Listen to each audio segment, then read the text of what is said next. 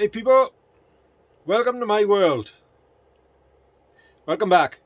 I've just got a quick unboxing and a quick review today because I already used the product that we're going to have a look at now. I got to check as well, Noco Boost Plus GB40. There she is. We'll come down, we'll unbox and we'll have a look. Stay tuned. Oakley. Right, sorry if you can hear the heater blowing in the background. It's a little bit Baltic here in the workshop today. So what we got? Well, basically we got a boost charger, a jump starter for a car or a motorbike or a truck or a van. If you come out to go to work or you want to go for a ride on the bike and you find that the battery is almost flat, won't start, then you can attach this little beauty and it'll give you a boost in your battery to allow you to start the vehicle. We'll have a look at the box. Obviously it's just a generic outdoor boxing. It's the GB40 is the code for this one. There are different powers and strengths. So we'll have a look. There she is. She's basically ultra safe jump starter, the Noco Boost Plus. This is the 12 volt 1000 amp version. They are stronger and more powerful. This one states that it'll start between 6 litre petrol engines and up to 3 litre diesel engines. Now it says start dead batteries, but the literature I read said the battery has to have a little bit of charge left in it. It's rated, from what I've read up, this states that it can jump start up to 20 times before you need to recharge the unit. Whether that's going to hold true or not, we'll find out. And as you know from previous experience, I'll cut through the bullshit and tell you as it is. If it does that, it does it. If it don't, I'll tell you. So I'll set her on the tripod, we'll open the box and we'll have a look at what goodies you get.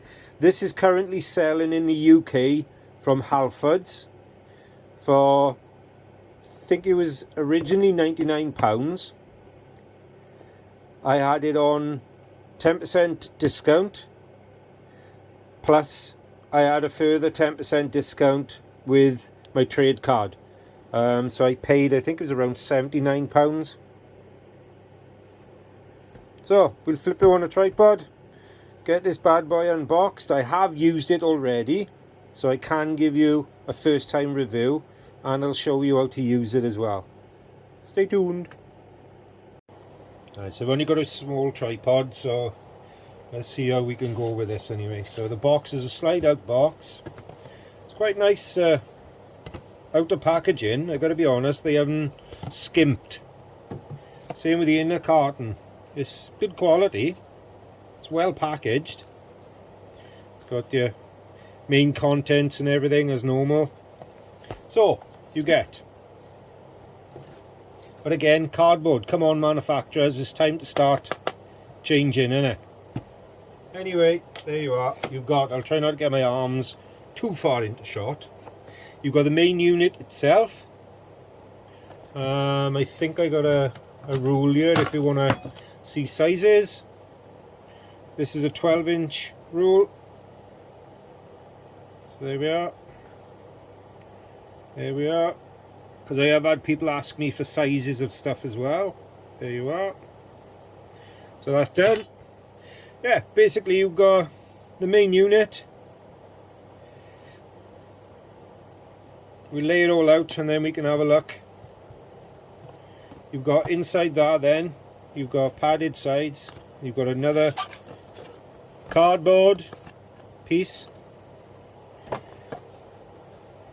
Now then you've got a little bag you get the charging lead, which is a USB to whatever that is, micro C or whatever. You know, I don't. You have the cigarette lighter adapter, so you can charge it from the car. You have the main jump cables, earth and live, and then obviously that's just a little piece of plastic to keep them apart, and they connect into the main unit. And you get the obligatory instructions in various languages. Now what I like to do with things like this is, here in the UK normally the English section is towards the front, so once I found the English section and I'm happy that that's all I need, is I'll just rip that out of the book and keep just that rather than that. So anyway, that's everything in the box. You've got the bag, which, okay, it's a nice cloth bag, but I have seen other reviews of this where people are saying that the button can be hit to knock it on because of the cloth bag. You can buy a hard case for this to go in, and I think they're around the £15 mark. I will be purchasing sorry, I will be purchasing one of those soon, just to keep it in a hard case so I don't accidentally hit the switch button. Jumper cables, they're nice and strong, so you know you're going to get a good connection off them. Nice brass inserts as well. As I said, you've got the standard charging lead, and then on the unit itself, I'll put you back on the tripod and we can have a little look at the main unit itself. So you get balance. So I put some of this gum out of the way. That, like I said, it's only a cigarette charger. I'll open it up in case you want. I don't know how to use that. You'd basically charge your USB in there somehow. Come on, Doc. Right. Then you'd plug that into your cigarette lighter in the car, and then you'd plug that into the main unit to charge. So, the main unit itself, you've got the main outlet where you would put the boost cables. They plug in there, and again they'll only go in one way because you've got a square and a round terminal, and the same on the corresponding, so they're only going to go in one way, like so. And unplug. So that's where your main charging cables would go, your boost cables. You've got USB in, that's where you plug the other end of a USB charging lead to charge the unit. And then you've also got a USB out, so if your phone is running down and you broke down, you can't get the car to start and your phone is out to charge, at least you can charge your phone or your pad, whatever you need to, or if you're out and about and you need extra power. The unit comes with a built-in torch, and that's the bulb button there. Various modes, the on button, and then that gives you the readout of the actual unit, how much charge is in there. So you've got different settings. It's got an SOS mode as well, and then off. You've got an I button as well. Now, according to the manual that I read, this is good with the battery if your battery is down to around 3 volts. Any lower than 3 and this will register a complete dead battery. It won't register that it's connected to anything.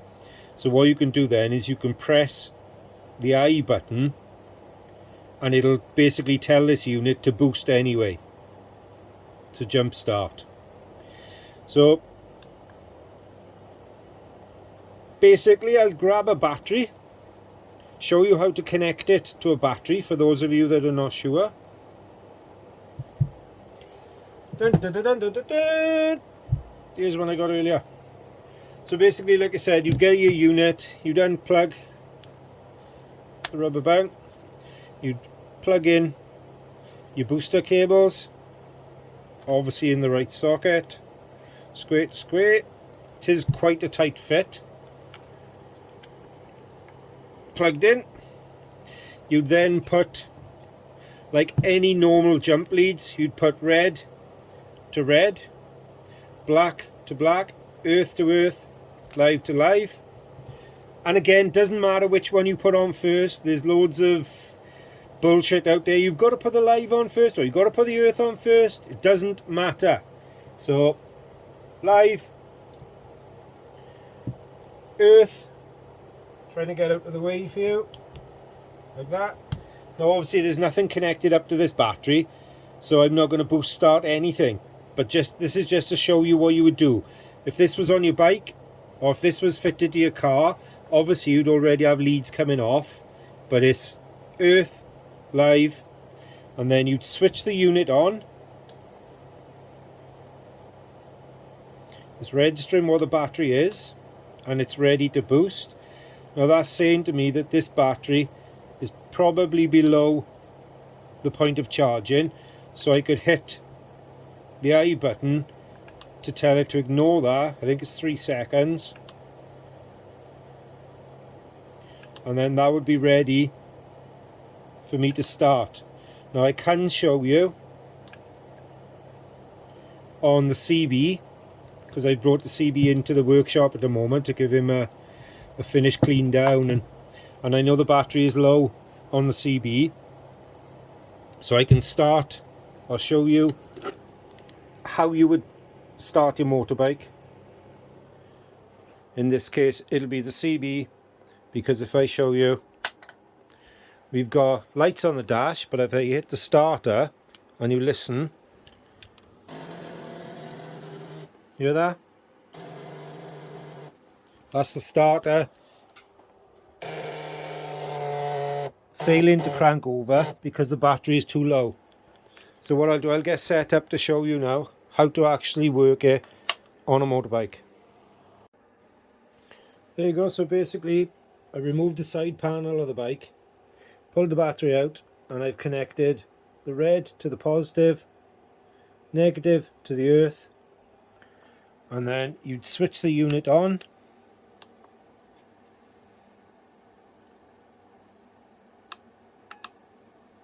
You can hear the unit clicking, which is going through a sequence.